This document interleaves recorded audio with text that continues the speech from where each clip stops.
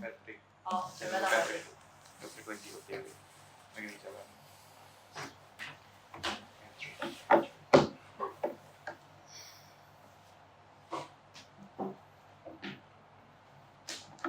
Halo Pet, mana Pet? Udah. Oh, tuh Pet. Ya ini udah datang. Oh iya.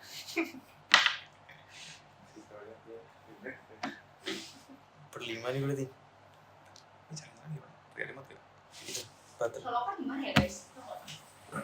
Di depan sini ya. Mari. Mana?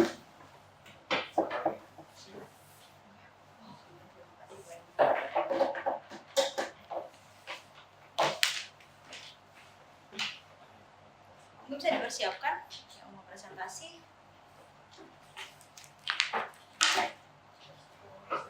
Gak ada remote sih ya, cuma speaker doang.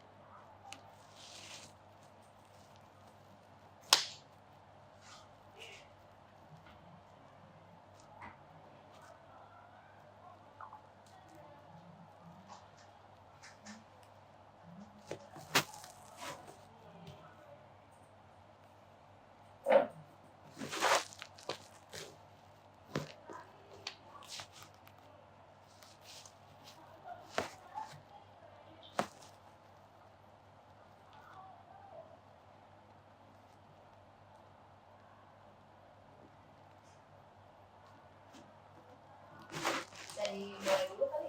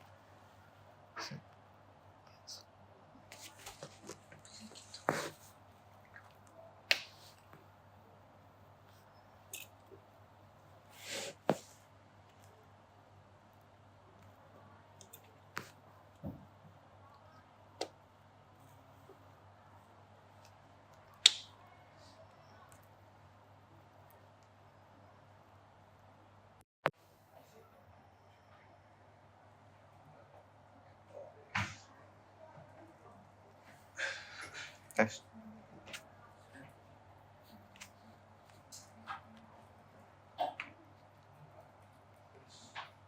Selamat sore, Cynthia dan teman-teman. Kami dari kelompok 4 akan menyampaikan tentang case dari Exonify. Pertama, kelompok 4 ada Patrick, ada Friska, dan ada saya. Pertama dari profil perusahaan ini, Exonify ini adalah perusahaan teknologi yang berasal dari Ontario, Kanada, yang didirikan pada tahun 2011 oleh Carol Lehman dan Kristen Tutzel setelah mengakuisisi usaha kecil yang dimiliki oleh John dan Rebecca Short. Nah, perusahaan ini itu menyediakan platform pembelajaran karyawan berbasis cloud yang menggabungkan konsep dari micro learning dan aplikasi untuk meningkatkan efektivitas serta keterlibatan karyawan itu dalam pelatihan di tempat kerja. Nah, konsep micro learning ini menyajikan materi dalam sesi yang singkat dan berulang agar karyawan itu dapat belajar tanpa mengganggu rutinitas kerjanya yang seperti biasanya. Sementara gamifikasi itu menerapkan elemen permainan seperti poin-poin, level dan hadiah untuk meningkatkan partisipasi serta retensi pengetahuan itu. Lalu Exonify ini menggunakan model bisnis annual recurring revenue atau yang disingkat itu ARR, dan mencatat pertumbuhan pesat dengan ARR itu meningkat dari 4,5 juta dolar pada di tahun 2014 menjadi 11,7 juta dolar di tahun 2016. Nah, ini didukung oleh investasi Ventura sebesar 27 juta dolar pada bulan Oktober di 2016. Nah, produk utama Exonify ini itu digunakan oleh berbagai perusahaan besar seperti Walmart dan anggota dari Fortune 1000, yaitu perusahaan yang di Amerika itu tergolong dalam 1000 perusahaan terbaik atau apa itu. Lalu dengan target pasar itu korporasi berskala besar di sektor retail, manufaktur, dan jasa yang membutuhkan itu solusi pembelajaran berkelanjutan, interaktif, serta mudah diintegrasikan dalam aktivitas kerja sehari-harinya. Nah, ini di Exonify ini ada 6 selling point. Yang pertama itu ada micro-learning yang efisien. Materi pelatihan disampaikan dalam sesi yang singkat, yang diulang-ulang memungkinkan karyawan itu belajar tanpa mengganggu produktivitas hariannya, yaitu tanpa bisa mengganggu aktivitas kerjaannya sehari-hari gitu. Lalu yang kedua adalah gamifikasi untuk tingkatan keterlibatan. Nah, ini aktivitas belajar itu disisipkan ke dalam permainan-permainan yang sederhana sehingga membuat pelatihan itu lebih menarik dan menyenangkan untuk diikuti oleh partisipasinya dan bisa mendorong karyawan itu untuk mengikuti pelatihan ini. Lalu yang ketiga ada personalisasi berbasis sains pembelajaran.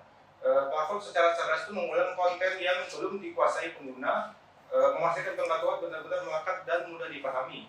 Lalu yang keempat itu terintegrasi ke rutinitas kerjanya. Nah, karyawan itu bisa belajar kapan saja seperti sebelum shift, saat istirahat mungkin, atau di sela-sela tugasnya hariannya, jadi tidak mengganggu pekerjaan sehariannya. Lalu yang kelima itu terbukti efektif di perusahaan besar. Nah, telah digunakan tuh oleh Walmart dan perusahaan Fortune 1000 yang tadi yang saya katakan. Nah, ini menunjukkan bahwa solusinya itu andal dan berdampak nyata pada kinerja bisnis di masa sekarang. Lalu yang keenam ini didesain khusus untuk tenaga kerja frontline, sangat cocok untuk sektor seperti retail, manufaktur, logistik dan lain-lainnya, di mana karyawan itu sering tidak punya waktu lebih untuk mengikuti pelatihan yang secara tradisional. Oke. Sistem pelaporan perusahaannya, karena dia masih perusahaan yang ukurannya kecil, jadi dia memutuskan untuk tidak yang pakai kompleks ERP seperti SAP atau Oracle, dia masih pakai Excel atau biasa kita sebut spreadsheet dan juga QuickBook. QuickBook ini anggapannya adalah sebuah software untuk penjurnalan dan sebagainya. Terus habis itu anggapannya kalau kita belajar di Ubaya itu kayak accurate-nya, tapi ini versi punyanya negara sana gitu. Nah, kalau secara pelaporannya mereka menggunakan standar JEP sesuai yang diminta oleh SEC, tapi di satu sisi investor karena dia merasa bahwa perusahaan ini masih dalam growth startup, jadi mereka belum terlalu melihat ke laporan keuangannya karena masih belum mencatatkan laba atau seperti perusahaan IPO lainnya. Nah, tapi yang dilihat oleh investor dalam hal ini ialah ARR, CAC, terus habis itu LTV, ARR itu tadi dari yang revenue-nya, CAC itu cost of acquiring customer-nya, LTV itu ialah time value-nya dari setiap customer-nya, terus habis itu churn rate itu ialah seberapa banyak customer yang memutuskan untuk berhenti dari langganannya perusahaan kita, dan MQL itu adalah marketing qualified list. Nah, seperti kita tahu untuk yang marketing qualified list itu anggapannya kan kalau di perusahaan ini kita punya customer itu kan diklasifikasikan mulai dari customer yang biasa yang kita asumsikan sebagai qualified list dan juga ada pass list. Nah, kita mau menghitung tingkat keberhasilan kita dalam menggait customer baru itu tadi. Nah, kalau misalkan secara laporannya Pool itu melakukan penilaian secara kuartalan, yaitu setiap 3 bulan sekali.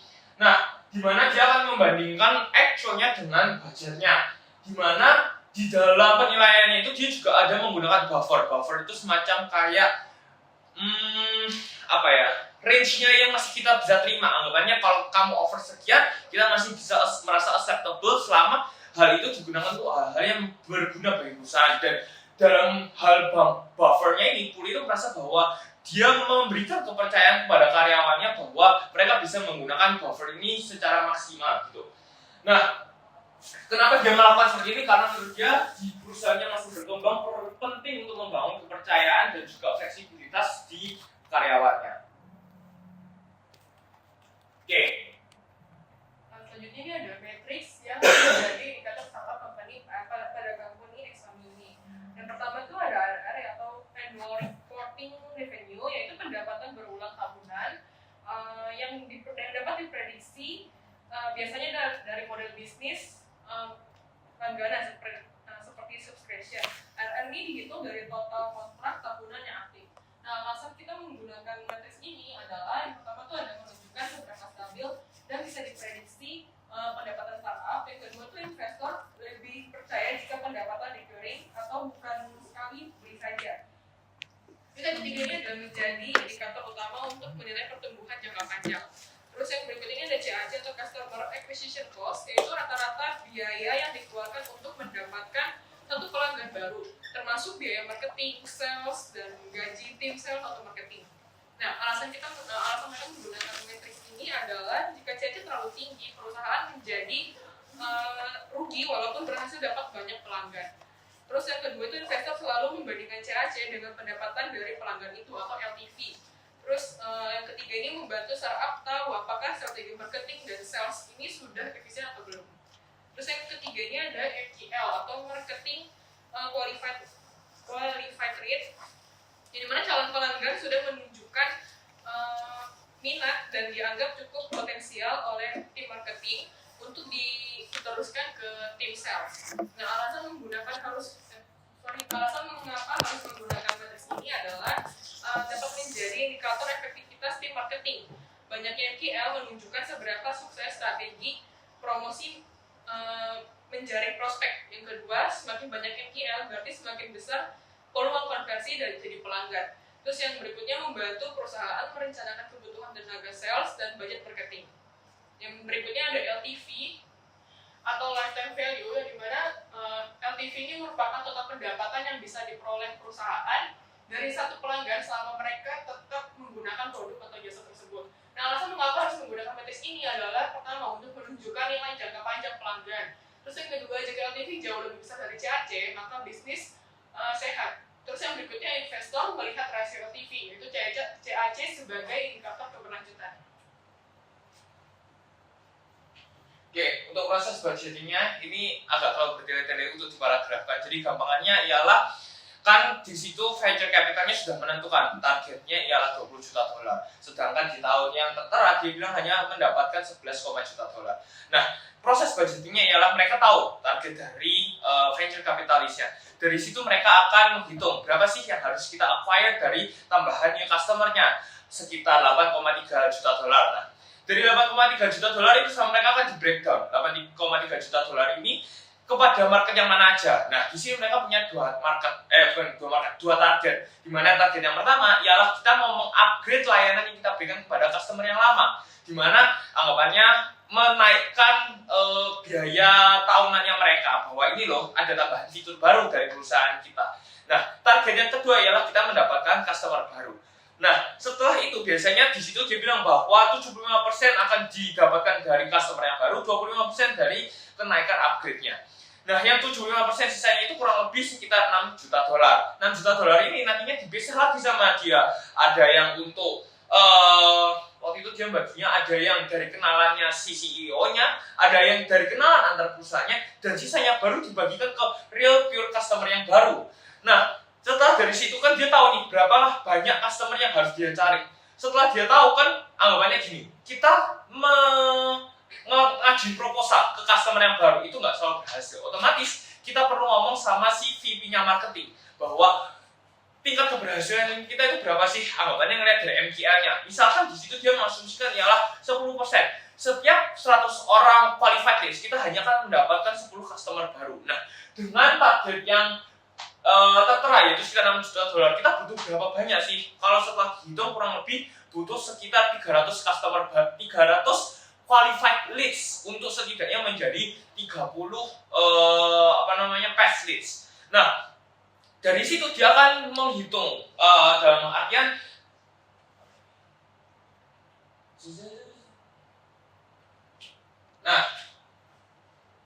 Nah, di sini setelah mereka menghitung baru mereka akan merealisasikan prosesnya mereka. Gimana prosesnya? Berarti kita mulai dari offering-nya. Nah, kalau misalkan teman-teman pernah masuk ke webnya Xonify, jadi di situ mereka menyediakan layanan AI representative. Kita mau tanya apa aja itu akan dijawab. Ketika sudah mulai pertanyaan kita itu kayak merasa tertarik, maka di situ dia akan ini loh, kita kasih kontaknya kita. Nah, kalau misalkan teman-teman bahkan kalau login itu kadang di emailnya teman-teman itu bisa masuk kayak intinya kita menyediakan layanan ini dan dia akan memberikan kita kayak kontak person yang bisa kita hubungi. Nah, itu ialah salah satu bentuk mereka untuk melakukan marketingnya.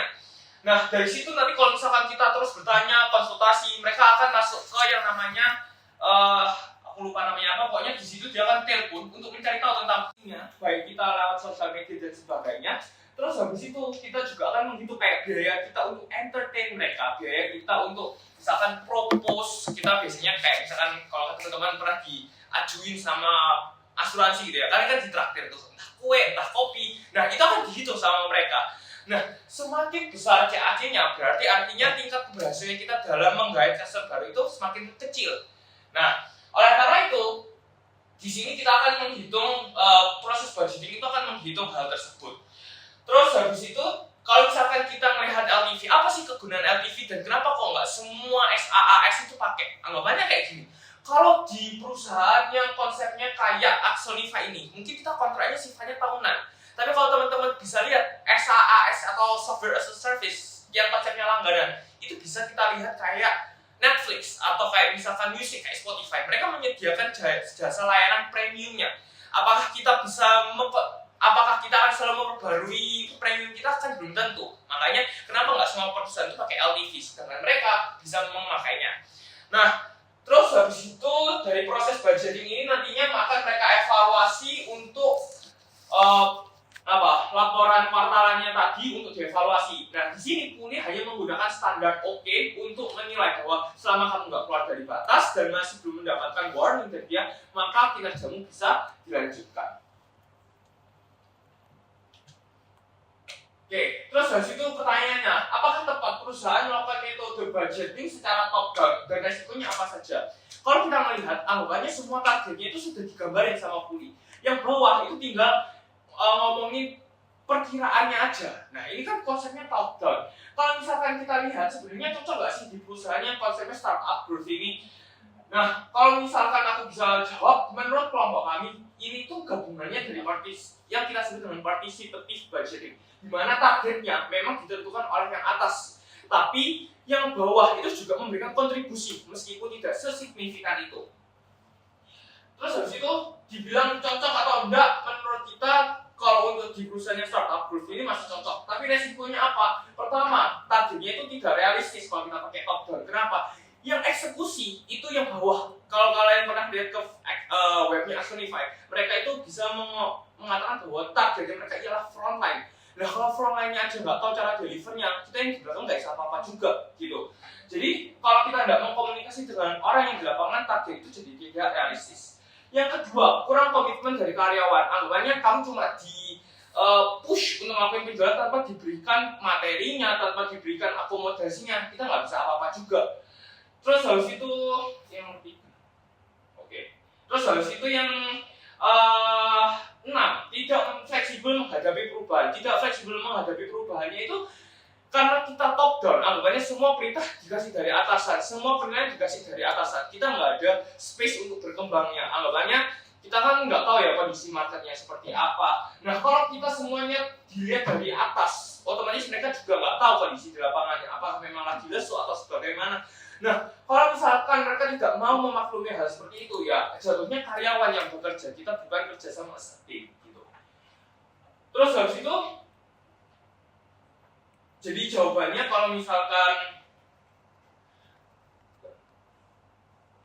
ditanya apakah tepat perusahaan melakukan budgeting secara top down, menurut kami untuk di perusahaan yang masih startup growth ini masih kurang cocok. Harusnya participative budgeting tadi itu. Terus habis itu pertanyaan selanjutnya, apakah tepat perusahaan menggunakan pendekatan relaxed approach dalam proses budgetingnya ini?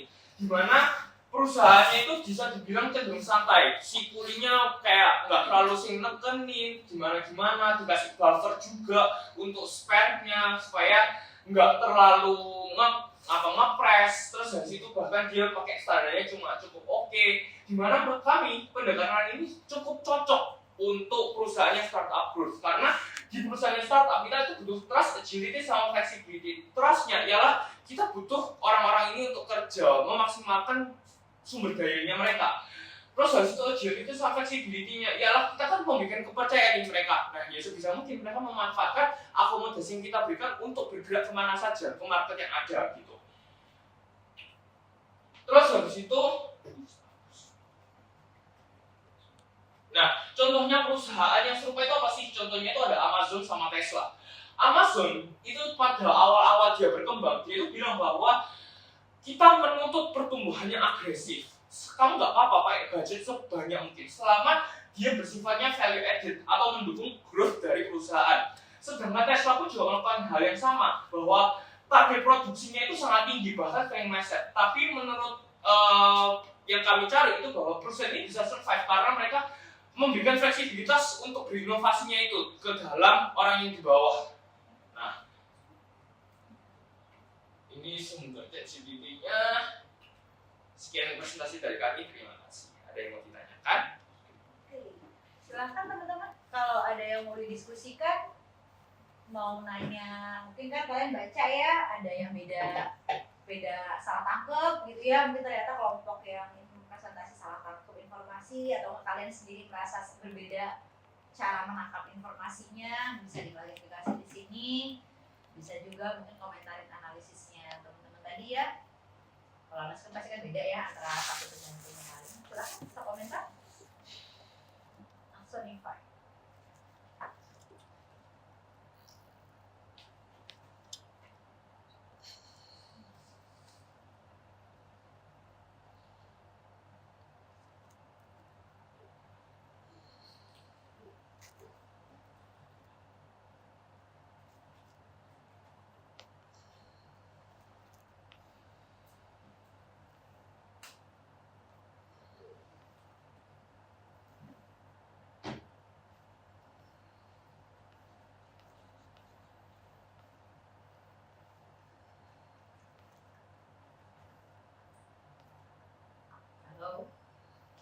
ada orang di sini.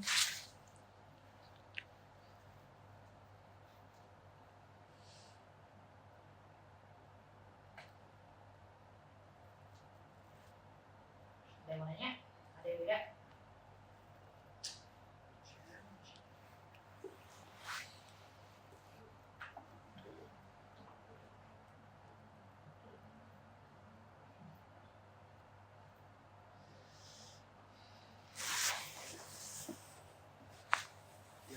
Menurut presenter gimana pandangan ke depan tentang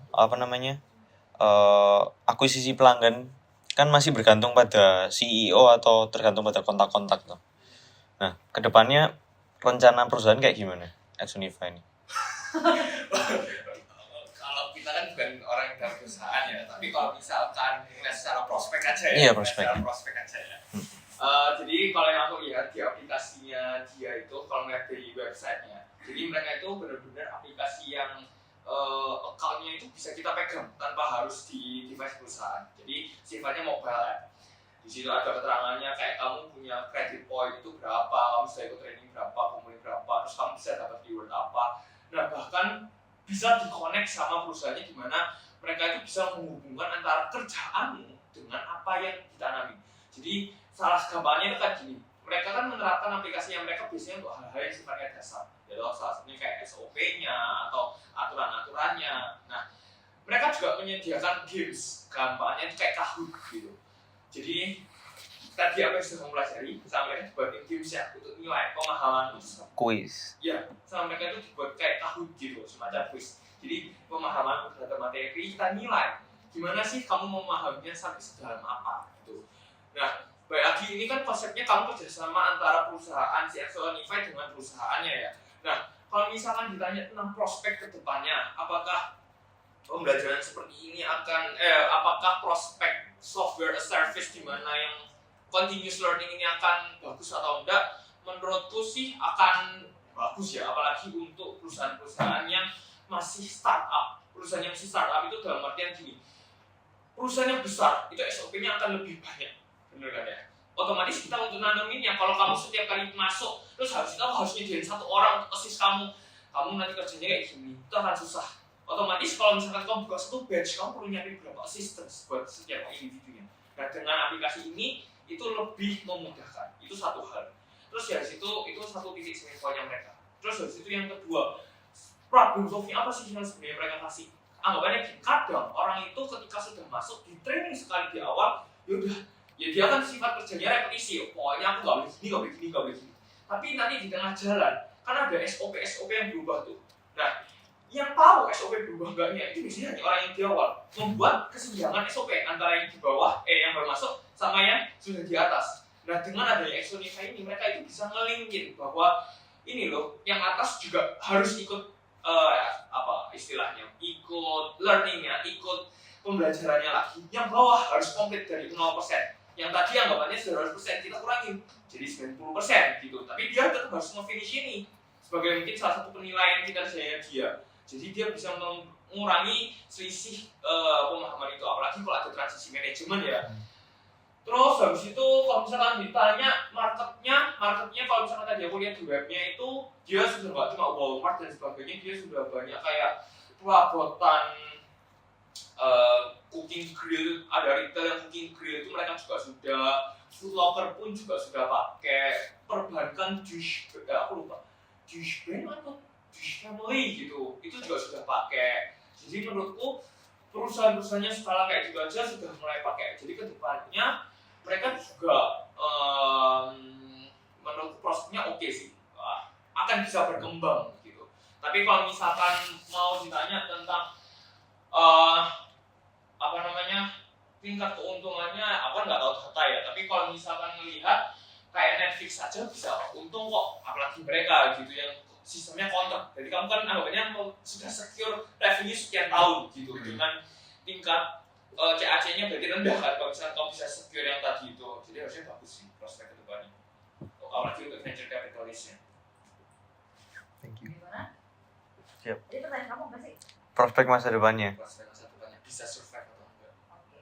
Tadi kamu nanyanya masalah itu ya, itu tuh kan selama ini kan mereka dibagi jadi dua ya. Ada yang customer yang didapat dari linknya CEO sama terus dari ya, sendiri gitu. terus Tapi yang kan marketing. pertanyaannya adalah apakah kedepannya bakal tetap rely on CEO atau enggak? Gitu kan. Kalau menurut kamu itu bisa nggak rely on CEO? Gitu Iya ya? bisa. Oke. Sebenarnya kalau masalah itu akan jadi PR kita minggu depan, gitu ya. Saya udah ngasih PR buat minggu depan, gitu ya. Dimana kan kalau di soal dibilang sejauh ini 50-50 ya kalau nggak salah ya. Apanya? Perbandingan CEO. antara customer yang didapat dari CEO sama Oh, enggak. customer yang dicari sama marketing. Enggak. Jadi Aku lupa ya. Ini aku sebelum masuk awal aku ngerjain ini di awal semester jadi agak lupa. 8 itu 2 itu yang dari customer lama ya toh. Sisa 6. Sisa 6 ini sama dia dibagi lagi 4,5 sama 1,5. 1,5-nya ini yang dapat 5% dari CEO, 5%-nya 4,5. 4,5 terus pokoknya intinya 8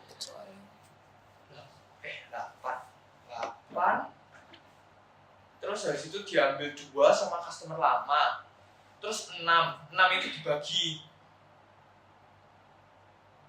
50 25 25 iya berarti bener Bu 50 50 nah 50 itu dari yang pure customer baru 25 dari kenalan CEO 25% dari kenalan bukan dari kenalan anggapannya perusahaan ini sudah pakai terus dari situ dia perusahaan ini kenal ke kita gitu punya koneksinya gitu ke perusahaan lain gitu.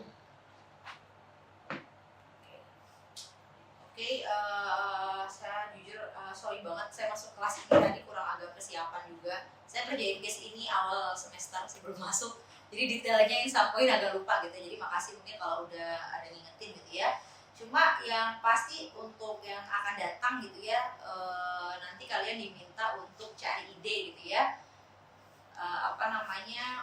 Gimana? Soalnya seingat saya gini ya, seingat saya itu ketika nyari customer, mereka tuh ada 2 cara kan, lewat CEO sama lewat marketing, Iya. ya kan? Dimana yang akan datang PR kalian harus menghitung itu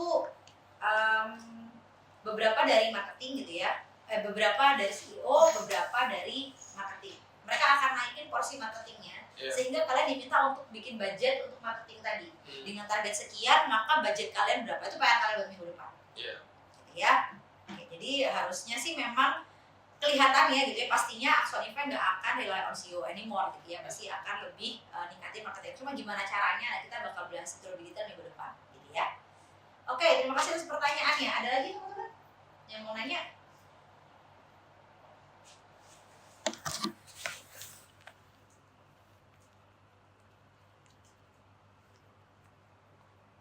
Ada ini tadi teman kalian yang presentasi udah kayak jadi salesnya Axon Event ya.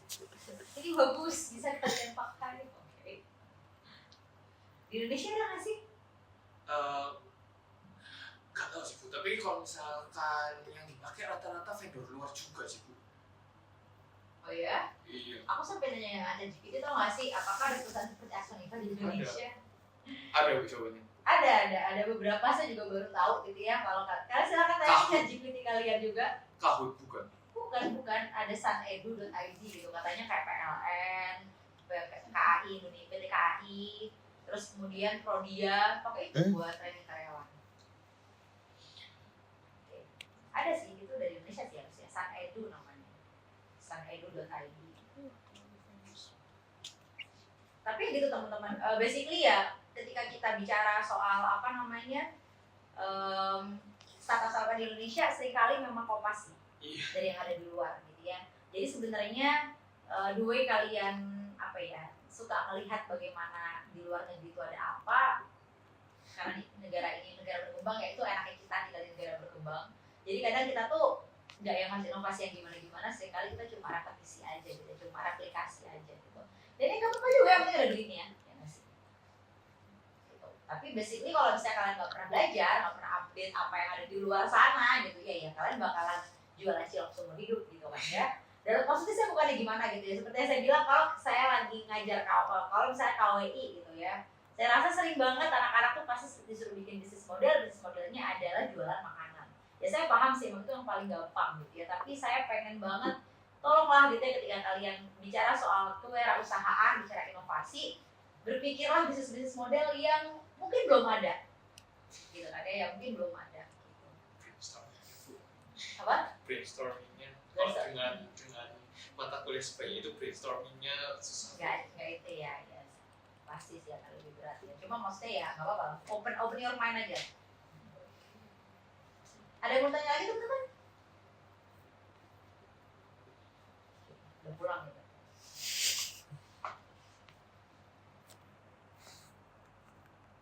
Ada lagi yang mau didiskusikan? Masalah top down. Kelompok satu mana kelompok satu? Kelompok satu. Siapa kelompok satu? Oke, kelompok satu top down. Punya kamu top down setuju atau tidak? Enggak. Sama kayak mereka berarti ya. Kelompok dua. Siapa kelompok dua? Oh iya. Top down? Enggak. Nggak setuju juga. Tanya tentang Kelompok tiga. top down budgetary slack. Dia punya yang ini. Enggak juga. Tanya Allah. Oke, berarti ini nggak ada yang semuanya nggak ada yang setuju top down ya? Maksudnya nggak setuju top down itu gimana sih? Berarti maunya kalian itu yang nentuin target penjualan berarti dari bawah gitu?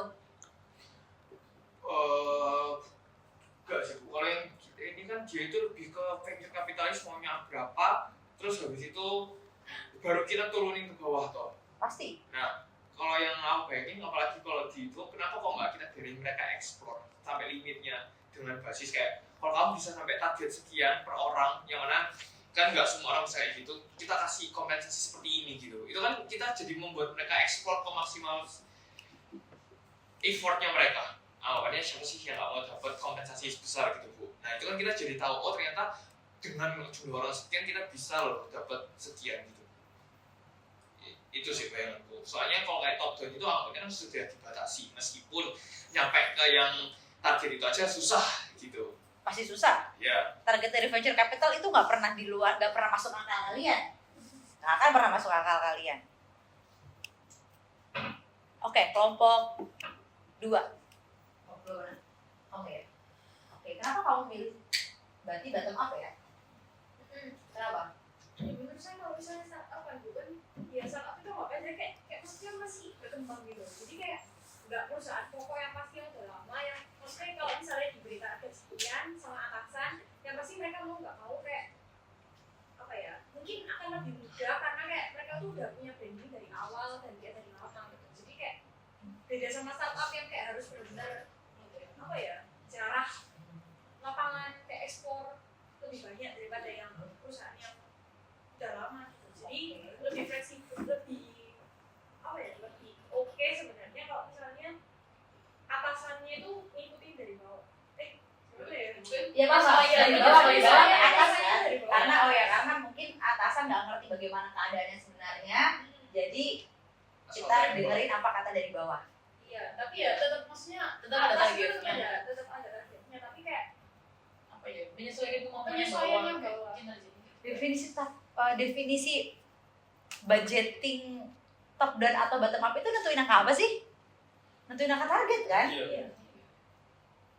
Targetnya menurut kalian bagusan target ditentukan sama bawahan apa dari atasan? Ya sebenarnya Kalau atasan. kalau yang dibahas kemarin di matkul proko juga ada membernya ini kan Bu. Itu sebenarnya top down itu ada bagusnya, tapi di satu sisi yang tahu lapangan yang bawah sih Bu. Oh iya paham. Nah itu Nggak pasti sih, maksudnya kan akan lebih bagus, soalnya kan pasti maksudnya kalau atas pasti kan kalau yang atas pasti tetap perusahaan mau perusahaan profit. Jadi ya sebenarnya kalau misalnya kejar profit ya top down. ya, Tapi kalau misalnya baru sebenarnya lebih ke arah butuh fleksibilitas juga. Jadi bottom up. Misalnya ya target sales 10 juta dolar. Ya kan? Ini angka kan? Iya. Ini angka kan nggak mungkin tiba-tiba muncul dong. Pertanyaannya angka dibuat dari mana kan? Dibuat Persis, Bu. sama CEO atau dibuat sama manajer yang lebih bawah? menurutku manajer itu kayak yang harusnya dibilang manajer ini adalah aku nge-challenge sekian bahwa anak buahku bisa, setiap orang generate Apa sekian. kayak Terus habis itu yang atas review, gitu? ya udah, kalau bisa Gak perlu tapi. perusahaan akan kasih kompensasi kayak gini gitu. Oke, menurut kamu lebih bagus manajer ini dia misalnya dari hasilnya manajer dia merasa cuma bisa 9M, berarti maka harusnya ini yang dipakai gitu kan? Nah, kan dia 9M, baru yang atas itu boleh bahwa kalau kamu bisa exit dari ini, aku akan kasih kompensasi lebih gitu. Berarti kan ini yang kamu sudah sepakati untuk dimangkui tau. Iya. Nah, berarti yang atas boleh, ya udah 9M itu minimalnya. Iya, berarti kan yang disebut kewajiban Iya. tetap gitu kan ya? Iya, Si manajer yang menentukan ini kan? Iya, Oke. Tapi yang pasti manajer lokal. Ya manajer lokal dong. Basically kan kalau di kasusnya Axonifa ya, maksudnya manajer di perusahaan. Oh. Ya kan, di perusahaannya lokal itu tercipta dari mana nih? Venture capitalnya Dari dulu nggak ya? juga bukan dari Kanada, daerah pesisir Oh, Kanada. masih kan ada juga ya. Oh. Oke.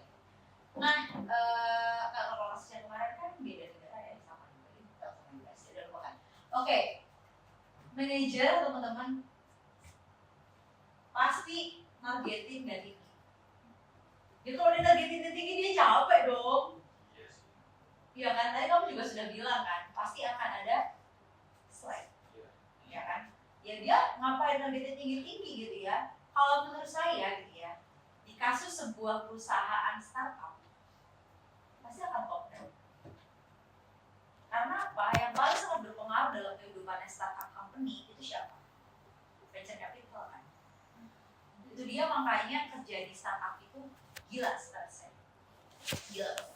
Karena kamu nggak punya hak untuk mengubah, kamu nggak punya hak untuk melakukan, kamu udah banyak untuk didengarkan gitu loh gimana sih, karena emang targetnya mereka kan high growth banget kan, kayak gitu sih. Keadaannya itu adalah top down. Karena apa? Kalau nggak top down pasti nggak akan tercapai lah, pasti nggak akan tercapai. Ya walaupun dia bilang implementasinya agak itulah ya, dia bilang di kasus ini kan dia bilang dia ngasih buffer gitu kan ya. Tapi angka yang disebut target itu top lah. Kalau ngikutin kata bawah pasti bawahan targetnya gak bakal gede-gede. Mana ada karyawan mau disuruh target gede-gede? Kalau lagi kerja aja deh, mau nggak target gede-gede? Mau kalau bonusnya besar. Hah? Mau kalau bonusnya besar. Oh mau kalau bonusnya besar gitu ya. Ya, soalnya maksudnya di Tapi kalau misalnya targetnya sangat tinggi dan kamu ngerasa itu susah banget untuk di-achieve, mau nggak kamu? Masih nggak mau kan? Kamu pasti akan ngeset yang mana yang angka yang pasti paling kamu mungkin untuk kamu capai, pasti akan seperti itu. Padahal kalau misalnya targetnya dari investor, karena mereka investasi di perusahaan yang nggak laba kan, iya kan? Di perusahaan startup itu mereka investasi di perusahaan yang nggak laba loh. Untuk bisa mencapai segera laba, kenaikan, bayangin deh, kenaikannya itu nggak cuma 10%, 20%, targetnya itu 5 kali lipat kenaikan revenue gitu, bayangin. 5 kali lipat kenaikan revenue itu gila loh. Gitu ya. Sebenarnya kalau menurut saya gitu ya, di kasusnya sebuah perusahaan startup itu pasti akan top down. Makanya stres banget. Makanya kenapa rotasi apa istilahnya? Job rotation ya. Job rotationnya di startup tinggi sekali kan. Ya karena memang gila banget targetnya. Kalau kamu berniat untuk kerja seumur hidup di startup itu ya kamu gila sih gitu ya. Soalnya tuh gila sih, ya udah. Tapi kan kamu bukan sales ya. Itu gila banget memang gitu ya. Jadi sebenarnya memang sangat normal teman-teman kalau misalnya dalam suatu perusahaan startup itu top down. Tapi saya paham, kita kalau lagi belajar di kelas, top down itu akan bikin stressful, top down itu akan begini gitu lah ya, dengan segala teorinya gitu lah ya. Cuma kenyataannya memang akan demikian gitu loh. Karena balik lagi, nature-nya beda gitu ya. Nature-nya beda. Jadi di some point, ya mungkin kalian sekarang dari kacamata karyawan ya. Coba kalau kalian dari kacamata investor, kalian investornya, kalian mau nggak dengerin apa kata manajer lokal gitu ya? Pasti nggak mau, kalian punya target sendiri untuk mencapai valuasi kalian. Yang aku highlight dari kalimat itu ada satu orang itu si yang kuliah itu ngomong bahwa dia sangat percaya sama VP-nya bahwa prinsipnya itu apa, dia tuh setiap hari orang itu akan melakukan suatu hal yang baru atau maksimal di itunya. Ya, itu orang merasa bahwa berarti dia percaya sama kualitas SDM-nya bahwa mau bantu ngeraih perusahaan ini. Jadi makanya bilang gitu sih Bu. Iya sih, kalau misalnya mengasumsinya kayak gitu sih ya itu bagus banget sih harusnya. Gitu. Tapi basically kalau kalian ingat mata kuliah AM gitu ya, gunanya budget itu apa sih? Budget itu adalah untuk memformalisasi ekspektasi dari perusahaan, memformalkan ekspektasi perusahaan. Ya untuk memformalkan ekspektasi perusahaan, makanya kita pasti pakai target yang, saya bicara angka ya, saya nggak bicara implementasi. Oke lah, sambil mengimplementasi ini caranya seperti apa, oke lah, bottom up itu nggak apa-apa. Tapi angka target ini teman-teman, kalau kita bicara sama startup seringkali itu top down. Saya cuma mau nyampaikan itu aja sih. Gitu ya. Ada yang berdiskusikan?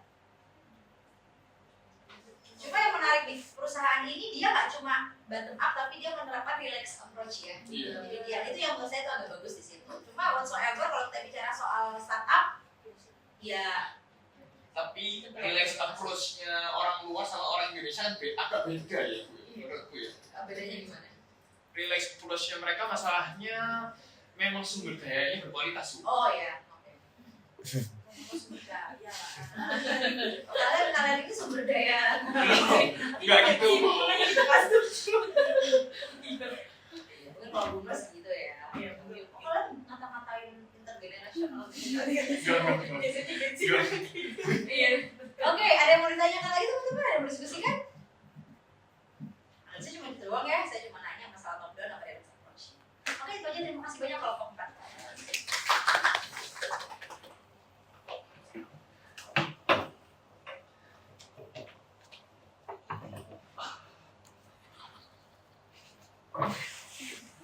Oh,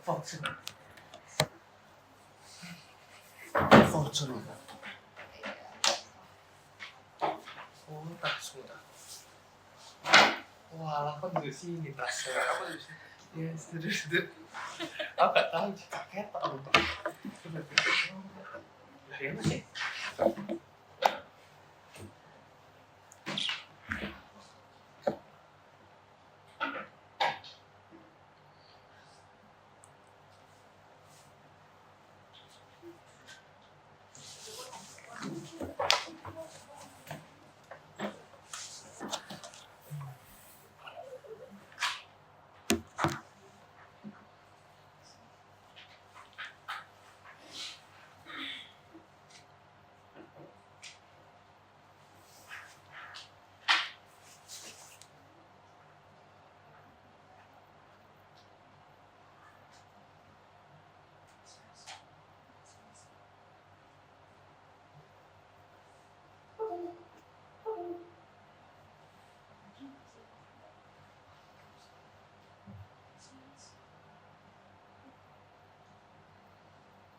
Oke, kembali lagi di case study kedua kita gitu ya. Kemarin kita udah bahas case study ya. Apa kemarin perusahaannya? Tidal Cloud gitu ya, perusahaan cloud. Nah sekarang kita ke perusahaan yang baru lagi gitu ya, jenis perusahaan kekinian gitu ya. Namanya Axonify gitu ya. Dimana Axonify itu adalah SaaS company. Mulai itu tidak ya.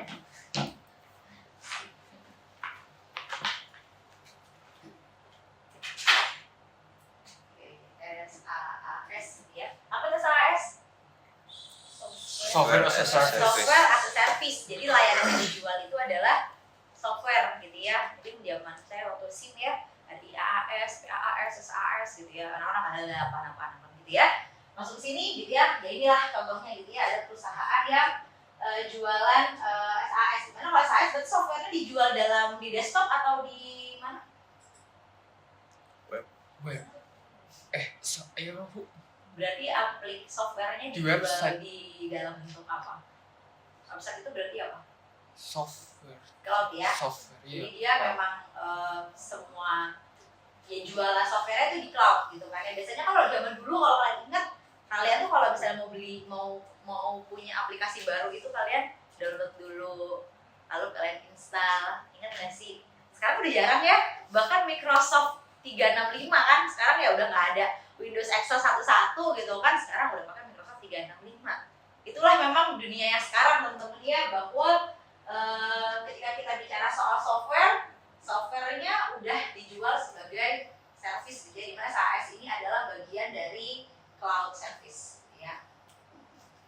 Mungkin kalau kemarin saya bicara soal Tidal Cloud gitu ya, Tidal Cloud itu bisa saya bilang dia itu IaaS gitu ya, dimana dia jual cloud sebagai infrastruktur.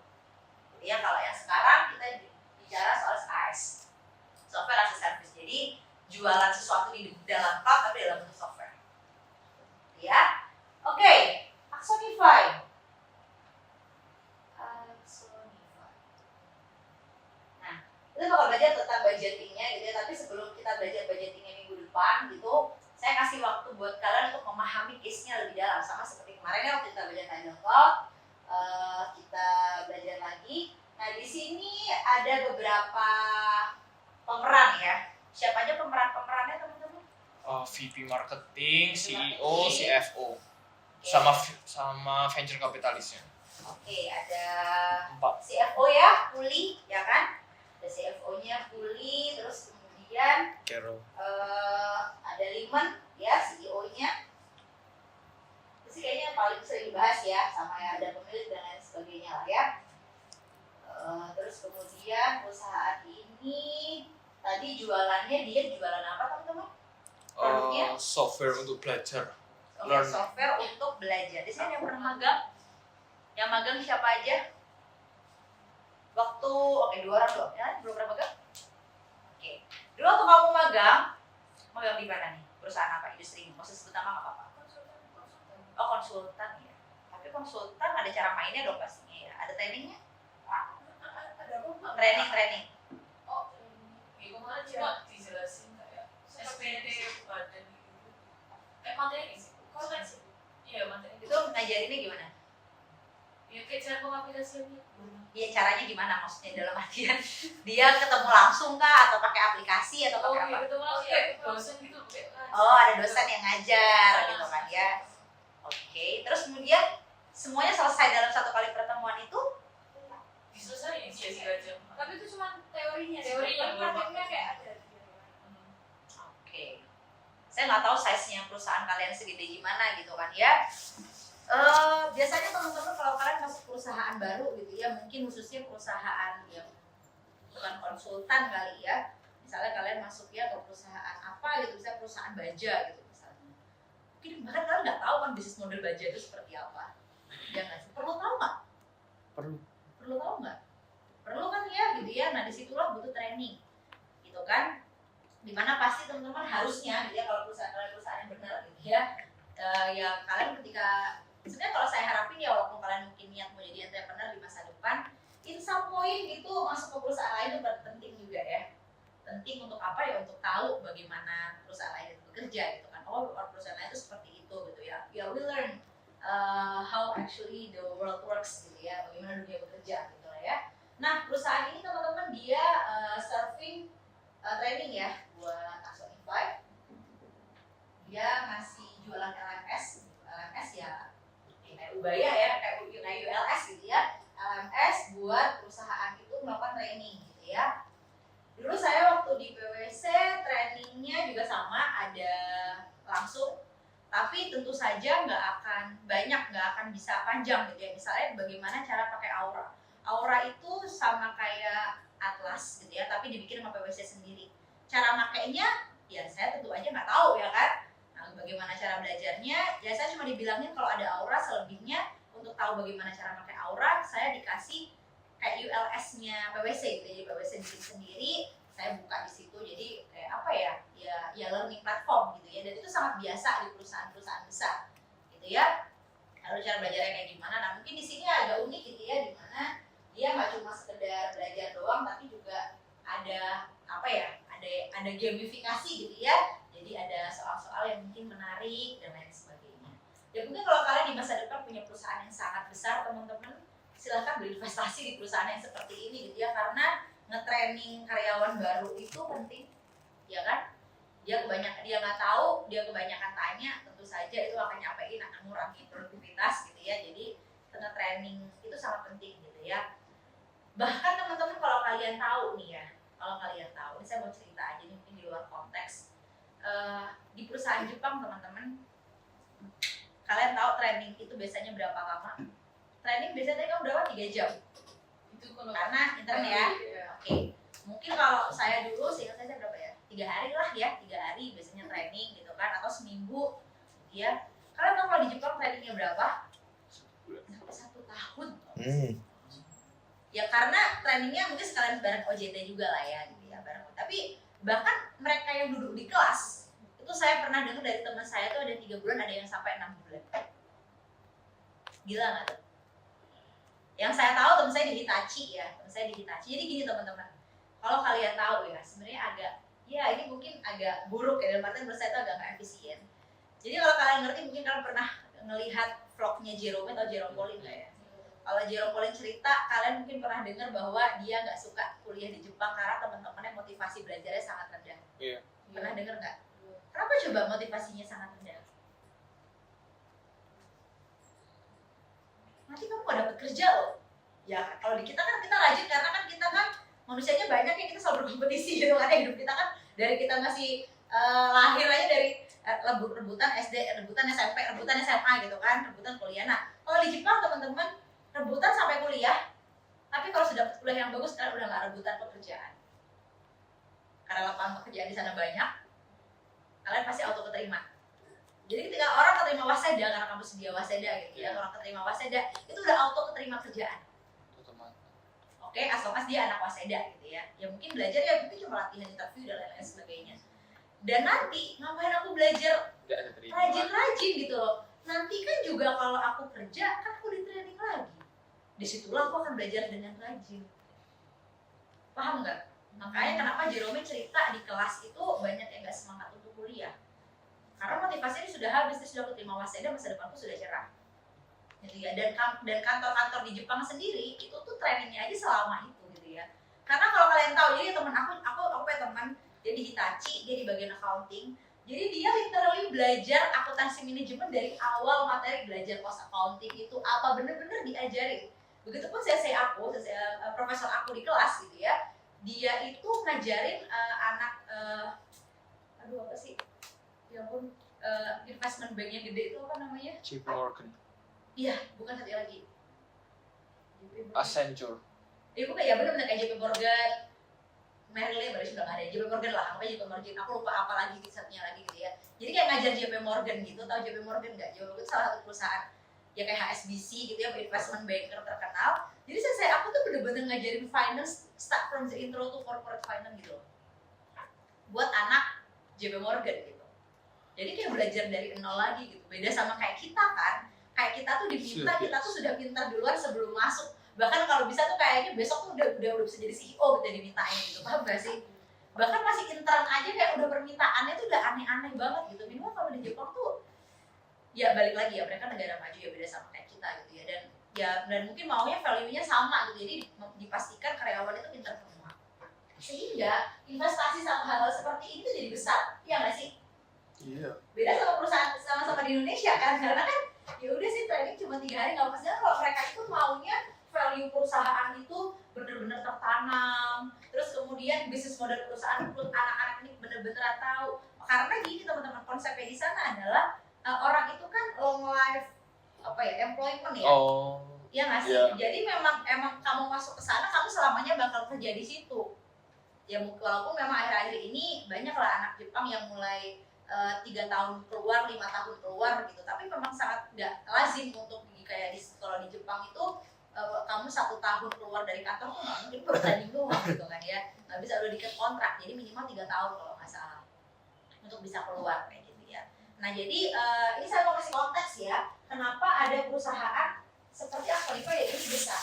Di luar Indonesia kan nggak pernah dengar apa perusahaan yang ada gitu ya, karena balik lagi nature bisnis kita memang agak sedikit berbeda sama kita, tapi bukan berarti nggak ada juga gitu ya. Kalau saya tanya sama AI gitu ya, apakah ada perusahaan seperti Aqualifa di Indonesia, itu ada gitu ya, ini ada Sanedu gitu ya.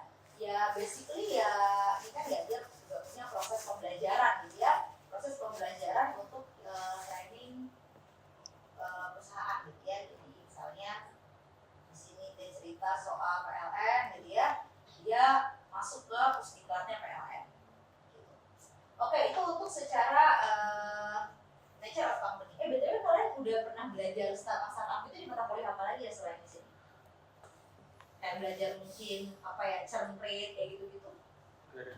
Belum ya. Kalau nggak salah ada mata kuliah. Rokok. Oh nggak ikut kali ya, innovation accounting gitu ya. Rokok tuh kok. Oh, aku Belum bahas. ya. Berarti Itu mata kok. kuliah baru. Oh iya. SIM dulu Teori. belum ya. Oke. Kita pelan-pelan gitu ya. Aku bahas ini. Kita ngobrol one by one. Itu soal perusahaannya.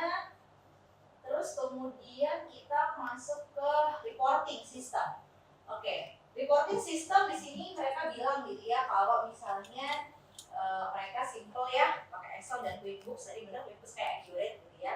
Jadi saya lihat bagaimana prompt ChatGPT kalian kamu ngobrol sama itu apa itu QuickBooks gitu ya. Ya nggak apa-apa gitu teman-teman, enaknya kalian sekarang kalian punya ChatGPT gitu ya. Jadi kalau kalian lagi ada case nggak tahu apa, cuma tinggal tanya saja gitu ya. Dan saya senang ketika kalian nanya itu. Seringkali kadang mahasiswa tuh ya udah ada case, kasih soal saya di Kopas selesai, langsung di Kopas lagi buat dikirim ke saya buat apa gitu ya. Jadi saya senang kalian confirm apa itu QuickBooks. Ketika kalian nggak tahu salah satu informasi, tanya aja sama AI. Saya nggak apa-apa gitu, saya jelasin satu-satu, sana juga kalau sudah jelasin ya gitu ya. Oke, terus kemudian di sini dibilang gitu ya bahwa Axonify gitu ya disuruh bikin laporan keuangan. Kalau laporan keuangan mungkin dalam otak kalian namanya bikin laporan keuangan untuk eksternal harusnya pakai standar akuntansi keuangan gitu lah ya, SAK atau JEP gitu ya, Generally Accepted Accounting Principle. Nah, ini yang menarik dari sebuah perusahaan startup teman-teman. Kalau di perusahaan startup gitu ya, kita tuh bikin laporan keuangan itu tuh ya matriks-matriksnya tuh agak beda. Karena kalau misalnya kita pakai standar akuntansi keuangan, maka kan rumusnya apa coba? Revenue dikurangi expense, Ketemu gross terus profit. ketemu net income gitu kan ya. Ya. Maka yang akan jadi fokus kita adalah net income. Padahal kalau kalian tahu sebuah perusahaan startup itu gimana? Kalau kita lihat net income mereka, perusahaan startup net income gimana? Pasti negatif kan? Lah kalau masih negatif masuk kate mau invest di situ kan nggak mungkin gitu kan. Akhirnya para venture capitalist itu berkreasi gitu ya, mereka berkreasi, mereka bikin metrik-metrik yang aneh-aneh gitu kan ya. Mulai dari misalnya nggak nargetin net income tapi EBITDA. Kayak misalnya Shopee gitu ya, untuk pertama kalinya akhirnya EBITDA positif gitu ya. Kalau kita net income belum tentu positif gitu ya, tapi EBITDA positif aja mereka sudah sangat bahagia gitu ya. Padahal kadang tuh kalau saya lagi bercanda sama suami saya gitu ya, mending jualan kacang ya pasti positif gitu ya, daripada Shopee gitu kayak beberapa tahun baru EBITDA aja gitu kan ya. Ya udah, tapi ya udahlah, biarkanlah dunia itu bekerja ya itulah ya itu dunia ini lah ya. Saya juga capek juga agak ya mendingan tadi kayak anak kelas KWI ya jualan makanan daripada bikin Shopee susah-susah tapi selalu negatif gitu ya. Jadi it's okay lah apa-apa gitu ya. Oke, net income. Kita nggak bisa rely on net income aja. Yang pertama biasanya dinilai itu jelas bukan net income gitu ya. Biasanya yang pertama adalah ARR yang terus bertambah. ARR yang terus naik, yang selalu bertumbuh. ARR itu apa gitu ya? Jadi mereka membedakan revenue itu jadi dua. Ada revenue recurring sama revenue non recurring. Recurring itu apa? Berulang. Ya, non recurring itu yang revenue nggak berulang. Maksudnya nih karena tadi ya perusahaan betul dibilang sama presentasi tadi, ini kan modelnya subscription ya. Maunya kita adalah ya kita punya banyak orang yang subscribe terus menerus gitu kan ya. Bukan orang yang kayak saya yang Netflix itu setahun sekali gitu ya. Belinya gitu kan, karena kan saya nggak suka nonton gitu. Jadi langsung sekalian yang selalu apa aja saya udah nyiapin 1 bulan apa yang seru-seru saya tontonin gitu ya. Ya gitu lah ya, itu bentuk penghematan teman-teman ya. Dan saya juga nggak punya waktu gitu buat nonton. Jadi biasanya kalau saya tahu kayaknya lagi musim-musim liburan kayak bulan Agustus gitu ya, Juli gitu, itu saya subscribe Netflix gitu ya. Terus kalau misalnya enggak ya saya nggak ngelakuin. Nah, kayak saya gini akan di-exclude dalam perhitungan ARR Netflix gitu kan ya. Karena yang mereka mau adalah siapa yang recurring. Jadi ya selalu continue akan beli gitu, karena di situ dihitung bahwa ya potensi pendapatannya akan terus meningkat dari situ. Itu ARR ya, yaitu aktual mekanisme ya. Itu yang pertama ada dikurangi sama expense kan. Ya. Mereka selalu bilangnya EBITDA. EBITDA itu apa sih? Earnings before Yeah, interest yeah, and tax. Kayak tadi saya bilang, Shopee bahagia karena EBITDA dia positif. Positif itu ya positif Rp1 ya berarti positif ya kan. Jangan tanya berapa angkanya, positifnya kecil sekali. EBITDA kan berarti earning before interest, tax, depreciation and amortization. Mereka udah nggak peduli tuh angka depresiasi amortisasi kalian hitung-hitung gitu. Mereka nggak peduli. Yang paling mereka peduli terutama expense, mereka peduli banget sama yang namanya CAC. Apa itu CAC? Yaitu customer acquisition cost. Tadi kan bilang ya, saya pengen nemuin orang-orang yang bukan seperti Sidnya Netflix ya, tidak seperti Sidnya tapi yang kamu itu selalu subscribe Netflix. Enggak. Oh enggak ya, selalu subscribe siapa? Aku Oh, oke, Spotify. kamu targetnya Netflix ya. Oke. Netflix pengen tahu gitu ya, berapa sih orang, berapa biaya untuk dapetin orang seperti kamu? Priska. Ya, saya nggak tahu apa yang dibuat Netflix sehingga kamu bisa jadi recurring revenue-nya Netflix gitu ya. Kenapa tidak bisa pada Cynthia gitu ya? Dia akan menghitung itu teman-teman ya, customer acquisition cost. Nah, di mana customer acquisition cost ini bentuknya pasti macam-macam ya kan? Apa coba contohnya cost untuk mengakuisisi customer? Biaya untuk mengakuisisi customer gimana? Biaya untuk dapetin customer itu gimana caranya? Marketing. Marketing. Contoh dari marketing itu ya apa? Media Ads. sosial, ads, Google Ads, dia bikin ads di Google, terus Promotion. Pay. Itu jadi biasanya kayak di aplikasi game-game yang kecil-kecil dia misalkan gamenya gratis, ada iklan, kita langsung aja pencet, diarahin langsung. Itu juga costnya juga kan, costnya dari si aplikasi itu apa lagi? Promotion. Apa? Promotion diskon. Promotion diskon, nah itu juga apalagi itu yang paling kerasa banget itu promotion diskon tuh. Itu saya banget sih, kita nggak bakal pakai Grab kalau ada promotion diskon ya. Oke, promotion diskon itu juga salah satu customer acquisition cost kan, apalagi? Ad ya, ad Clipper Pay dalam bentuk ad di dalam in app ya, in application. Tadi juga ada ad yang langsung kita bikin di sosmed, di Google gitu-gitu, Google Ad, apalagi? Oh, sponsorship mungkin Ya, biasanya. sponsorship beneran ya, sponsorship kayak di iklan, billboard, ya kan ya, Ya. dan macam-macam. Kalau di kasusnya Axonify apa? Di kasusnya Axonify, Itu apa? CAC-nya apa tadi? Ada ini Ini buat minggu depan kayak dulu ya, pentingannya. ada satu kalimat yang kayak nyebutin sosial media terus habis itu trading apa itu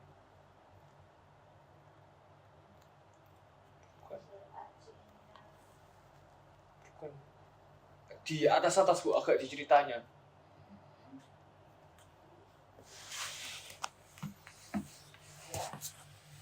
bukan di sini bu. Nah, enggak, ini ada.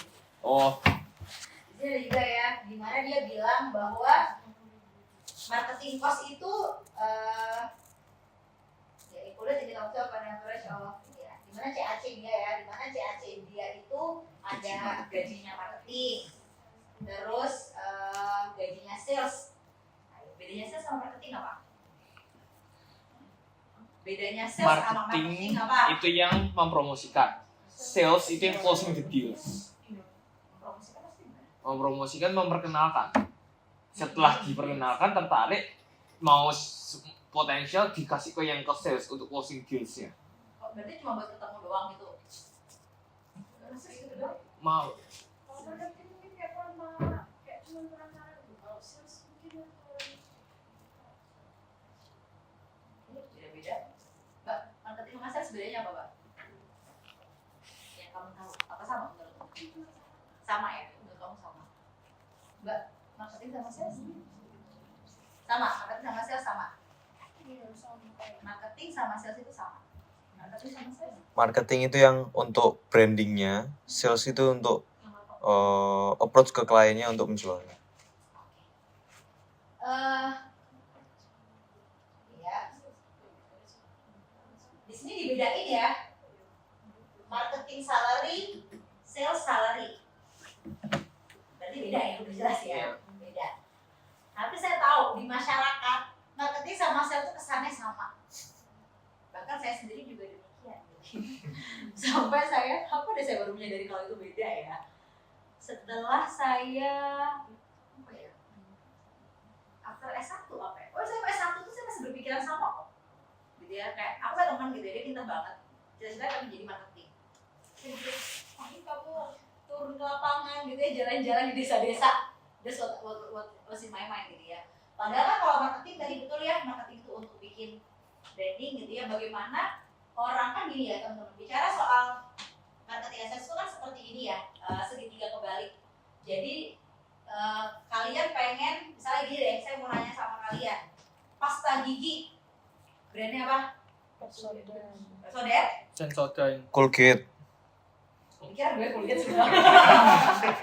Oke, pasti first in my mind itu adalah Pepsodent gitu kan. Berarti kan ibaratnya secara branding gitu ya, Pepsodent itu yang paling besar gitu kan ya. Nah, pertanyaannya apakah kalian pakai Pepsodent? Saya nggak tahu, pakai Pepsodent nggak? Pakai. Pakai. Nggak, pakai apa? Pakai Colgate gitu ya. Oke, pakai Colgate. Tahu gitu ya, bisa jadi branding, ada yang bisa bener-bener ngejual, ada yang enggak, ya kan? Ada yang tetap, ada yang jadi Colgate, ada yang jadi Pepsodent. Tapi seenggaknya orang yang, tapi gimana ya, untuk bisa terkenal di mata masyarakat gitu kan ya, itu adalah strategi marketing teman-teman. Jadi targetnya adalah ya dia nggak turun ke lapangan. Target dia itu cuma untuk bikin nge-branding bahwa produk kita itu Nomor 1. ada di dunia ini, nggak mesti beli. Nah lalu kemudian siapa yang bakal ngejual langsung, yaitu sales. Berarti kalau orang Pepsodent gimana? Berarti ya orang yang akan deketin distributor kan, gitu. Itu baru orang sales. Tapi kalau misalnya orang marketingnya, ya dia bisa dibilang duduk cantik di perusahaannya dia gitu ya, mempelajari pasar dan lain sebagainya. Dan itu nggak gampang gitu ya. Gimana? Saya rasa emang ilmu sendiri gitu ya, makanya ada jurusan manajemen marketing gitu kan. Dia nggak Basically butuh disitulah, gitu orang ya. yang datang. Gimana kalau sales saya Marketing. rasa lebih bisa dilakuin sama banyak orang. Tapi kalau marketing itu memang beda, ya dia ada ilmu. Targetnya beda. Dan saya benar-benar memahami mendalami soal marketing itu ketika saya S2, S2 saya bisnis. Dan saya menyerah marketing itu susah sekali dalam hidup saya gitu ya. Bagaimana caranya untuk mengenalkan produk kita gitu ya pada halayak ramai gitu kan, itu nggak gampang gitu ya. Oke lah lupakan gitu ya, jadi ada marketing salaries, ada sales salaries gitu ya, sama ada sales operating cost gitu ya. Nah itu salah satu CAC-nya perusahaan gitu ya. Apa lagi teman-teman? MQL. Yes, jangan lupa ya, ada yang namanya MQL. di perusahaan ini ya, hanya di perusahaan ini kasusnya. Oke, MQL ini agak nggak, saya nggak tahu juga. Kalau saya nggak baca Axonify, saya nggak tahu apa itu MQL. Jadi MQL itu apa? Marketing qualified leads. Dilakukan dengan apa? Caranya? Membagi antara qualified leads dengan new customer. Caranya gimana tuh? Cara untuk nge-guide-nya berarti? Maksudnya. Oh itu apa call, introduction call ke discovery call itu. Telepon ya? Oke. Ya. Biayanya CAC perusahaan ini dia pakai telepon. Dia nggak bilang kalau ya mungkin dia pakai, tapi di sini dia nggak jadi problem kita gitu ya. Dimana di kasus ini dia cerita bahwa untuk mendapatkan customer caranya dia adalah pakai telepon. Oke ya, berarti CAC kalian adalah berapa biaya Telepon. telepon. Nah itu adalah PR untuk minggu depan. Kalian disuruh ngehitung berapa biaya untuk nelpon dan in total berapa CAC kalian. Oke, paham ya? Jadi yang dimau sama investor AR-nya gede, tumbuh terus, sama CAC-nya ya pasti nggak gede-gede banget. Karena AR dikurangi CAC inilah targetnya dia, gitu ya. Dimana target dia ya mungkin saya beda lah ya. Ya, simple. Apa ya? Invest venture capital tuh targetnya menghitungnya cuma itu doang. Dia nggak ribet-ribet kayak kita hitung berapa goodwill, goodwill gitu ya katanya venture capital ya. Terus kemudian kalian hitung apa lagi? Employee benefit leasing, financial list operating, don't care gitu ya. Katanya sih venture capital ya, karena mereka nggak peduli sama GAP, mereka peduli sama metrik-metrik aja, gitu ya. Tapi itu tadi karena mereka hanya peduli sama metrik-metrik doang, seringkali mereka dibohongin blur jadi efficiently ya kan? Lalu kemudian jadi apa sih ya? Banyak lah, investri, apalagi tuh, tani fund, tani hub, banyak banget lah startup-startup yang bohong-bohongin venture capitalnya. Karena apa? Ya metrik mereka in some point terlalu mudah dan jadi sering dimainkan. Gitu ya, makanya dong sini kembalilah ke jalur yang benar gitu ya, kita kembali pada standar akuntansi keuangan gitu ya. Ya udahlah itu nggak apa-apa gitu ya. Tapi teman-teman itu adalah ilmu yang harus kalian tahu ya, bahwa di dunia ini nggak semuanya selalu fokus ke PSAK loh ya. Kalau kan gini ya, kita bikin akuntansi itu kan untuk pihak ketiga ya, untuk stakeholdernya gitu ya. Siapa stakeholder kita? Ya kalau stakeholder kita bukan yang mau PSAK gitu ya, kayak misalnya pasar modal, ya ngapain kita bikin PSAK ya, kita bikin ya sesuai dengan apa yang dimau sama stakeholder kita gitu ya. Kalau stakeholder kita mau yang matrik-matrik doang ya udah gitu kan, ya kita bikin laporan keuangan yang nggak sesuai dengan PSAK gitu ya. Nah seperti saya bilang, kalau kalian kerja di startup ya bisa-bisa ya kalian nggak akan ketemu sama financialist operating list sampai seribet itu gitu ya. Mereka nggak butuh itu gitu ya, mereka butuhin ya tadi informasi ARF, CAC dan lain-lain. Dan mungkin tetap kalian butuhkan buat kepentingan pajak atau kalau kalian masuk ke pasar modal. Tapi basically kalau kalian tidak melakukan itu ya enggak gitu ya. Ya mungkin pajak aja lah gitu. Oke, sampai sini pertanyaan teman-teman?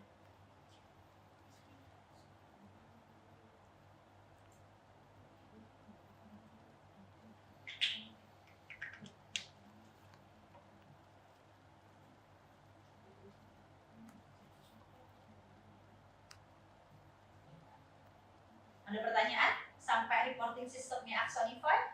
Sebelum saya lanjut ke budgeting sistemnya. Nggak ada, saya lanjut ya. Budgeting system. Budgeting system di sini udah dibilangin. Budgeting menurut Axonify itu sajane minta apa sih dia ya? Seperti saya rasa ini sama seperti apa yang dibilang sama buku AM. Bahwa budgeting berguna untuk memformalkan financial target company leaders. Oke, budget itu berguna untuk memformalisasi target keuangan yang ingin di-achieve sama company. Oke, jadi angka yang kalian bikin, kalau kalian dulu mungkin ingat zaman-zaman AM, kalian bikin di perusahaan imajiner kalian, perusahaan apa? Perusahaan Susu nggak salah. Freshmo. Iya. susu, kamu apa? Tentang Kamu apa? Susu. Oh susu juga. Susu. Apa aja saya lupa susu. Potato. Tentang sama Kayu. Iya kayu. Itu kayu. Kalinya sedemarahin gitu ya. Oke. Mungkin kalian ingatnya dulu kalian bikin budget gitu ya. Terus randomly bikin gitu ya angka. Padahal kalian lupa kalau angka itu kan sebenarnya target kalian gitu ya. Target yang benar-benar sekali kalian bilang target kalian 10 juta, itu masih sekedar angka teman-teman. Tandanya adalah orang sales kudu nggak tidur untuk kerjain. Iya nggak sih? Dan let's say kalian targetin laba tertentu, expense kalian turunin, ya berarti orang purchasing harus mati-matian cari supaya memenuhi target kalian, paham nggak? Target itu nggak, budgeting itu nggak cuma sekedar angka. Saya selalu bilang kayak gitu, budget itu nggak cuma sekedar angka. Angka kalian itu mempengaruhi orang itu tidur atau nggak tidur, ya kan? Nah itulah yang terjadi di perusahaan startup. Perusahaan startup gitu ya, dia memformalkan target dia gitu ya, itu seringkali dibikin sama venture capital. Dia sangat-sangat bergantung sama venture capital karena balik lagi perusahaan memang nggak untung. Mau nggak mau venture capital perlu ngegebukin biar dia segera untung, minimal ya kerja positif aja lah. Ya, seperti itu gitu kan ya. Jadi target seringkali memang top down. In some point ya mungkin saya paham kalau kalian dulu belajar, ya jangan top down, kamu tidak tahu bagaimana keadaan yang ada di daerah-daerah tertentu gitu kan ya. Sehingga kalau misalnya seringkali apa ya, alasan kenapa tidak top down itu biasanya agar karyawan-karyawan itu tidak stres sehingga dia apa yang namanya dia tidak stres gitu lah ya, biasanya gitu. Terus kemudian ya agar mengetahui kira-kira aktual apa ya, capacity. Iya sih kayak apa ya, benar-benar kemungkinan yang paling mungkin gitu kan ya, nggak cuma sekedar cita-cita yang nggak bisa dicapai gitu. Jadi ya lebih bagus pakai participative budgeting atau dari bawah ke atas gitu ya. Tapi kalau kita bicara sama startup pasti top down, I can say gitu ya. Makanya kerja di startup itu gila banget apa namanya pressernya gitu kan ya. Tapi ya tentu saja gila juga gajinya gitu kan ya. Ya tinggal kalian pilih ya seperti apa. Ya kalau saya nggak saya sih, saya nggak kerja, suami saya yang kerja. Ya kalau saya seperti itu saya dukung ya kali gede gitu kan ya. Ya tapi ya in some way ya suami saya memang stressful banget gitu. Misalnya kayak targetnya apa ya? Ya tadi ya target ini karena suami saya programmer ya di salah satu startup company dengan targetnya dari venture capital. Mungkin kalian ngerasa apa sih dampaknya ke programmer gitu ya, mungkin kalian ngerasa nggak ada dampaknya. Tadi saya bilang venture capital targetin ARR yang naik. ARR naik berarti apa? Customer-nya banyak. Customer banyak dampaknya pada aplikasi apa? Overload kan? Ya kan? Overload banget. Ini server udah kagak bisa misalnya. Sedangkan orang IT yang disuruh handle dengan kapasitas sendiri, gimana caranya orang-orang itu bisa masuk tanpa nambah kapasitas gitu misalnya. Gimana bikin skalabilitas dan lain sebagainya, itu gila banget loh itu. Saya juga baru tahu stresnya orang IT itu ada di sana gitu ya. Dimana bagaimana dampaknya sebuah sebuah budget ya, angka budget ini mempengaruhi programmer juga gitu ya. Karena dia pengen tadi ya cost-nya dia tetap gitu ya, karena tadi nilai infrastruktur cost kan nggak dimasukin ya, berapa nyewa server kan nggak dimasukin dalam hal ini, itu tetap tapi ARR nggak terus dinaikin. Ya stres juga gitu, karena programmernya gimana caranya nih biar customer yang makin banyak bisa muat di dalam software yang sekecil ini gitu ya kapasitasnya gitu kan.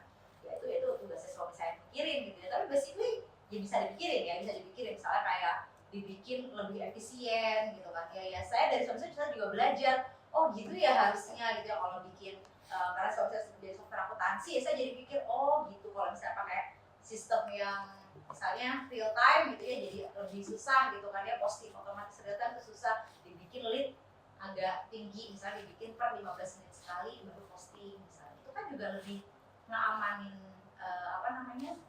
downtime ya di dalam sebuah software kayak gitu loh. Jadi bisa kayak gitu dan tentu itu stressful dan balik lagi ini terjadi karena top down budget dari venture capital gitu ya. Ini ada beberapa informasi, saya rasa ini juga penting teman-teman ya untuk kita tahu. Nah sebelum saya bahas detail, saya langsung bahas ke soal kita minggu depan ya.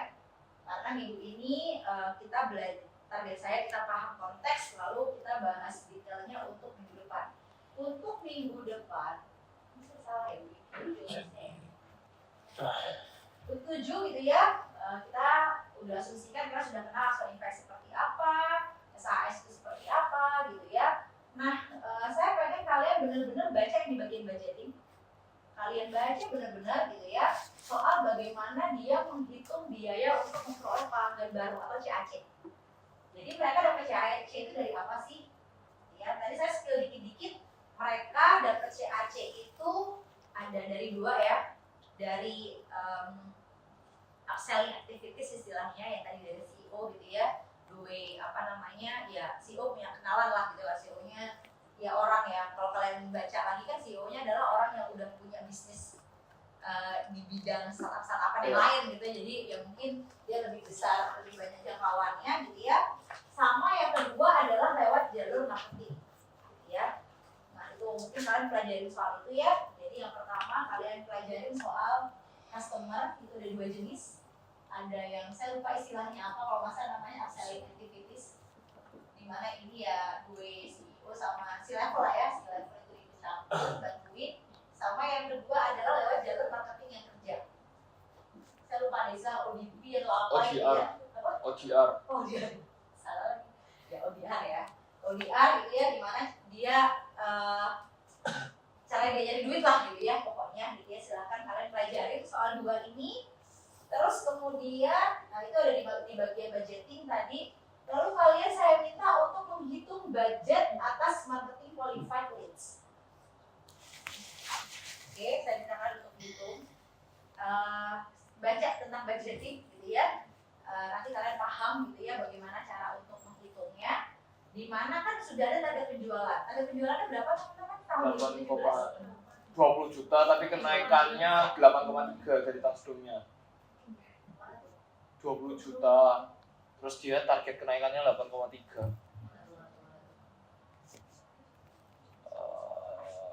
Itu Bu lagi budgeting challenge-nya. Oh, bukan di awal-awal.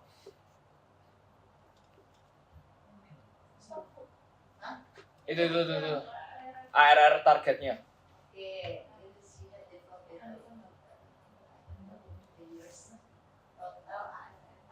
Ini contoh. Bener sih? Di awal. Oh, itu iya, loh atasnya iya, Bu. bener-bener. Oke. Aksonifa bukan. Oh iya benar. Atasnya. Nah, itu Aksonifa expected to achieve. Kalimat yang Ibu kuningin. Oh, iya, Nah. oke. Achieve $20 juta in kumulatif ARR. Oke. For example kan, Iya. Terus lagi yang mana lagi Bu? ketika dia berdiskusi, dia bilang contohnya nih 2017 Aksonifa expect kan boleh ini tadi. Iya Bu, yang dihitung sampai ke bawah ya pakai itu Bu. Di sini dibilang based on board approved discussion and you approve, mereka targetnya berapa? 10.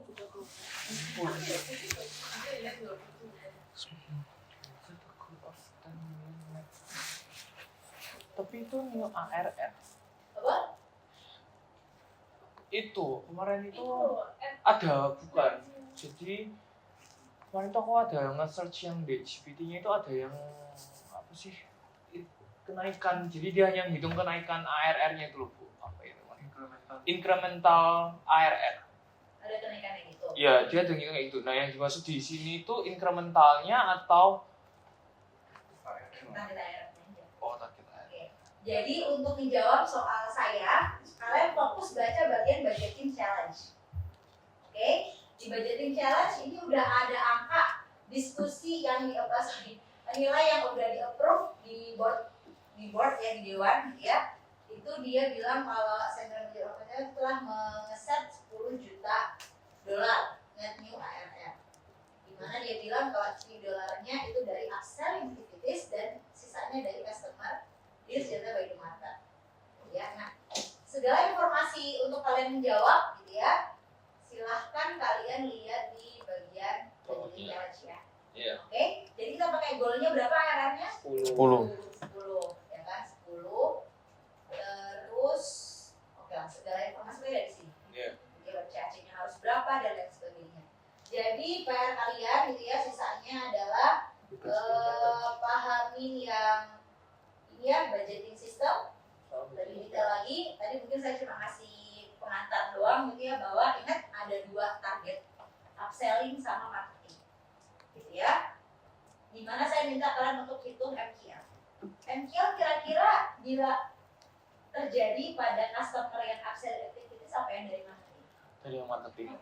Dari yang Marketing. ingat ya, ingat masalah ini karena itu akan mempengaruhi perhitungan kalian ya. Terus di situ saya akan menanya total CAC-nya untuk tahun depan akan berapa dengan target revenue tadi ARR-nya adalah 10 ya. Ada lagi teman-teman mau nanya apa? Bisa nanya sekarang biar gak bingung. Minggu depan harusnya minggu depan kita udah ngapa-ngapain sih, hitungannya gak banyak kan, bisa permintaan saya. Kita bakal bahas ke tugas after UTS ya.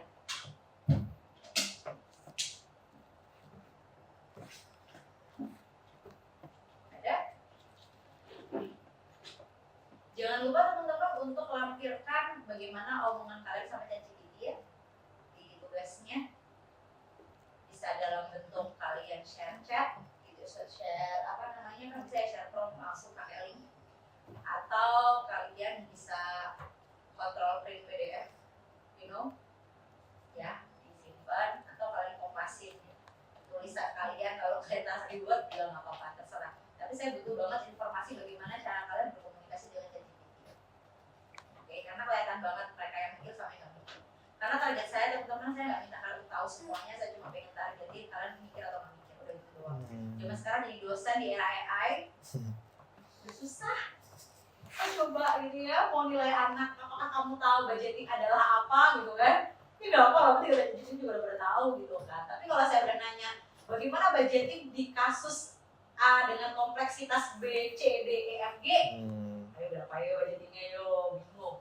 Jadi kita bingung gitu kan ya. Nah, jadi saya rasa memang harus sudah berubah gitu ya caranya. Dosen ngajar pun juga udah beda. Jadi makanya saya teman-teman juga balikin gitu ya bahwa ya bohongin saya itu bisa banget gitu ya, tapi otak kalian muter-muter, kalian nggak bisa bohongin diri sendiri gitu kan ya. Kalau otak kalian masih belum berproses, kalian nggak bisa bohongin diri kalian. Oke, ada pertanyaan teman-teman untuk minggu depan khususnya?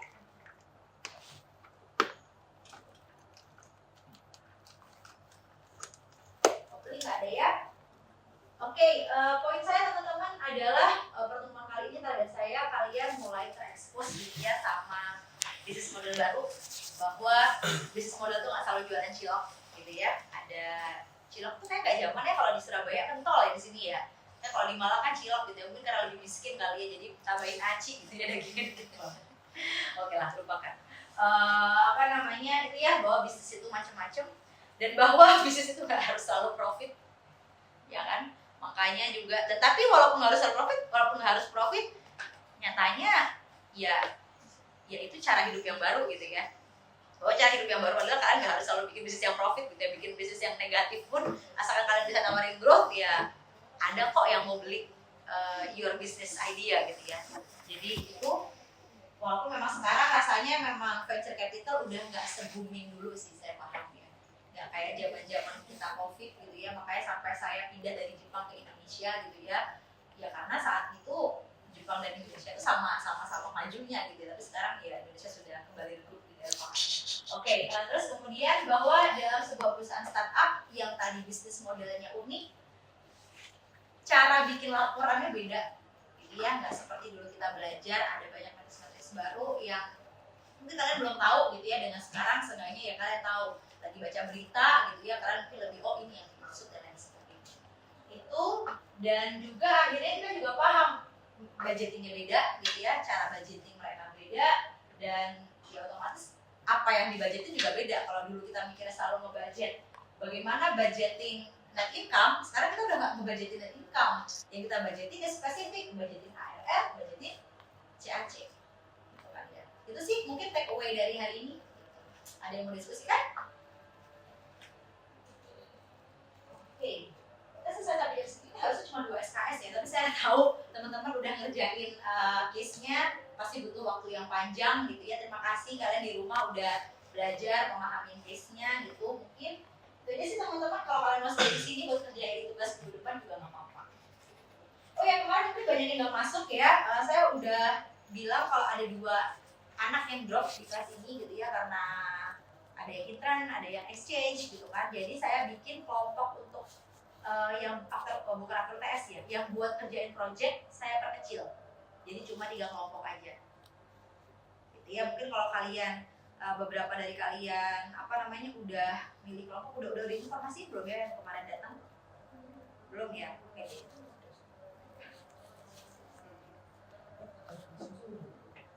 Ini kelasnya belum dibuka.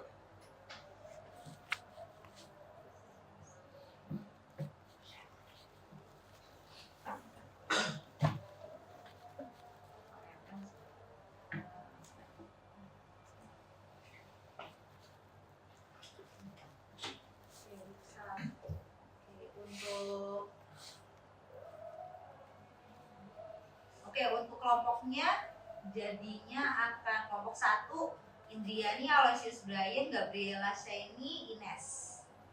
Oke. Kelompok 2 Michelle, Krishna, Remia, Selin. Kelompok 3 Patrick, Jason, Priska. Cuma yang kelompok 1 sama kelompok 2 jadi ada 4 orang, yang kelompok 3 tetap 2 orang. Oke. Jadi untuk case detailnya seperti apa, saya rasa minggu depan kita lebih punya banyak waktu sih untuk bahas gitu ya. Dan gue udah mepet gitu, karena minggu depan harusnya nggak banyak gitu ya, cuma hitung doang, nggak banyak. Jadi saya bakal bahas itu di sana. Oke, itu aja sih. Ada lagi pertanyaan? Kelasnya Hah? Kelasnya belum buka? Oh iya. Yo Shell.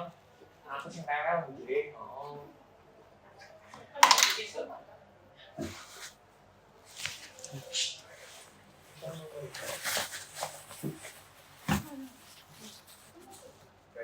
Yuk. Oh, aman.